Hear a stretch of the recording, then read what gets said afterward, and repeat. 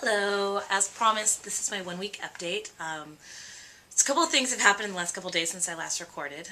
First off, I'll just start with my weight, which seems to be the cookie cutter criteria for creating one of these videos. Started journey at 222 pounds. Entered the hospital at 213, and then today I weighed myself and I'm down to 204, which is nuts. That's like 10 pounds in a week. That's nuts, and that actually kind of freaks me out a little bit, and then also excites me a little bit.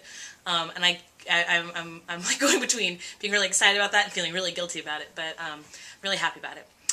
Couple things I wanted to talk today besides my 1 week anniversary. I want to talk a little bit about my weight loss goals and why I'm doing this, just because I would like to watch this video when I'm struggling months down the line and see kind of what I look like, and again just reaffirm kind of why I'm doing all this. And then secondly, I'm going to talk a little bit about ER run this morning, which ended up not being very bad at all. But I wanted to share with you my experience and why I went to the ER. So, firstly, goals. I wrote them off in the corner here, so I'm going to look. Big goals for losing weight. My biggest thing, and I may cry when I talk about this because it sometimes triggers it, but my biggest thing is I hate being in pictures. I really hate looking at myself. I hate seeing myself on film. In fact, watching myself on YouTube is kind of nightmarish, but I just remind myself that every time I do this, it'll get a little bit better. Pictures. I don't like to be in pictures at all. I'm very uncomfortable. I hate the way that I look in pictures. I'm always uncomfortable with it. When I had my wedding, I made the photographer do candids only because I get so nervous and I look all weird when I smile in front of the camera because I'm so uncomfortable. My biggest regret with pictures is that I have like no pictures with my kids. And that breaks my heart because I'm too self-conscious and too distracted and too negative. I beat myself up every time I see myself in a picture that it makes me really anxious, and I just haven't taken pictures with my kids. And that's probably the main reason, is being able to do that. That's hard not to be able to do that. And to know that if something had happened to me, the kids would have hardly any photos of me around to remember me. So that is like numero uno, big reason. Obviously, I'm starting to cry because I told you I'm going to get emotional every time I talk about that. That's the biggest reason. The second, thing too is being able. My nickname on this blog is Beach with My Babies. I can't go anywhere where I will be in a bathing suit and not have massive social anxiety about myself. And when my son was about 8 months old, before my daughter was born, obviously, we went to Hawaii, and the entire time I just wanted to enjoy being on the beach with my son.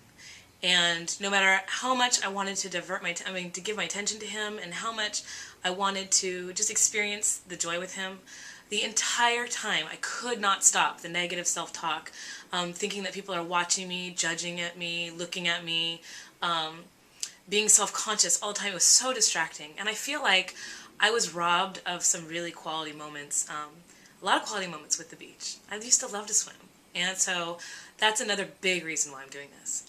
Those are probably my two biggest. Other things, I found out that I was pre-diabetic, that my eyes are getting more and more nearsighted because I actually have too much pressure behind my eyes. It's a sign of diabetes. So that was a big factor as well. Then obviously I'm a total shopaholic, and being able to just order something online and have confidence that it'll probably fit, oh my god, like, sorry, I got something in my mouth. That would be amazing, right? To be able, other than shoes and bags, to now open up the world of clothes and to be able to just buy whatever I want and put it on and be at least somewhat knowing that I can fit into it. May not like it, but I might fit into it. That's a huge thing for me. I love clothes, and I love to express myself through clothes. I really feel like I haven't had a chance to do that. My phone's just going to ring. I'm just going to let it ring. What other things? Okay. Anyway, one of the last other big things besides the eyes, is just being, again, a little bit more conscious of myself and proud of myself. Also, my lower back. I've got hypermobility, which means that I can dislocate pop my joints out anytime I want, which is really, really not good. And when you're really heavy, that makes you very prone to a lot of injury, where you can pull out your elbows, pull out your knees, pull out your hips, and then it takes weeks for it to rehabilitate. And when I started working with my trainer, we really focused on strengthening the little muscles that support my kneecaps, the muscles that support my hips, and that's made a huge difference. But at the end of the day, the weight loss is really going to help with that, because I won't be able to be pulling myself out. So the combination of the weight loss and then all my strength training that I've been doing should improve that. That's another big reason. But yeah, I'm tired of having my weights be excuses. So that's a big one for me. ER visit. We only have a couple more minutes, so I'll talk about the ER visit. I woke up at 2 o'clock this morning completely dizzy and disoriented. When I walked, I kind of felt like I was leaning to the right the whole time. It felt like I was walking on foam. It was all squishy and soft. Freaked me out. So I went to the restroom. I went back to bed. Thought, okay, I'm just going to sleep it off. It kind of felt like when you pass out from drinking and then you wake up again, but you're not sober totally, and so everything's kind of spinny still. That's what it felt like. But obviously, I have not been drinking for a while now. So that's what it felt like. Well, I woke up at 6 this morning. Same thing. Really disoriented. I felt like I couldn't take a deep breath. I felt like I was just dizzy and that I was going to pass out or black out. And so Mark took me to the hospital. My arm was also numb, which was freaking me out because I was slurring some of my words because I couldn't get enough air to support what I wanted to say. And my arm, I thought I was like having a stroke. It was terrifying. Ends up, where it was in the ER, had a really actually good experience in the ER, but did blood work on me, they scanned my head, everything's totally normal, I have no clots or any weird things that are causing it, and it broke down to this. It was, basically, I slept on this shoulder, pinched a nerve, made my arm numb. That was the only one. The nausea patch that I used to put behind my ear dilated my eyes. So that's why I couldn't see anything up close, and I was having some optical difficulties. And then I'm on hydrocodone for pain, and I had that in my system as well. And that, in general, makes me kind of like just kind of relaxed and fuzzy and things like that. And I think it was a perfect storm of my arm being somewhat asleep, having that nerve pinched, and then the nausea medication and the pain medication.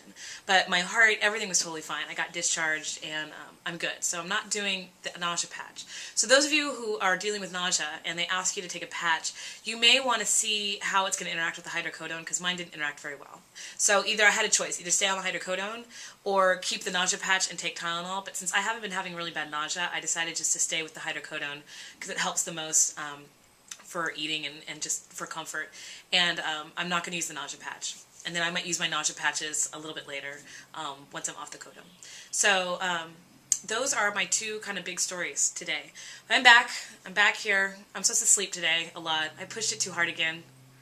I went to IKEA, which is probably the worst store to go to when you're not supposed to be moving around.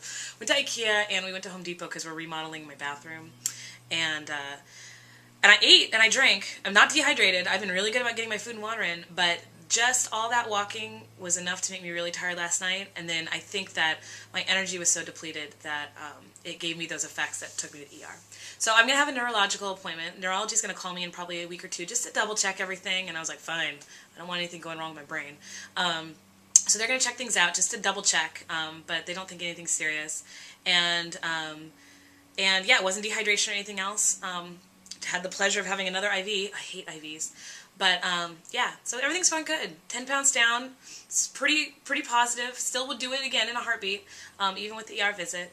And now my goal, so you guys can kind of hear why I'm doing it, and I will talk again a little bit later. So this is my 1 week, and thank you for watching.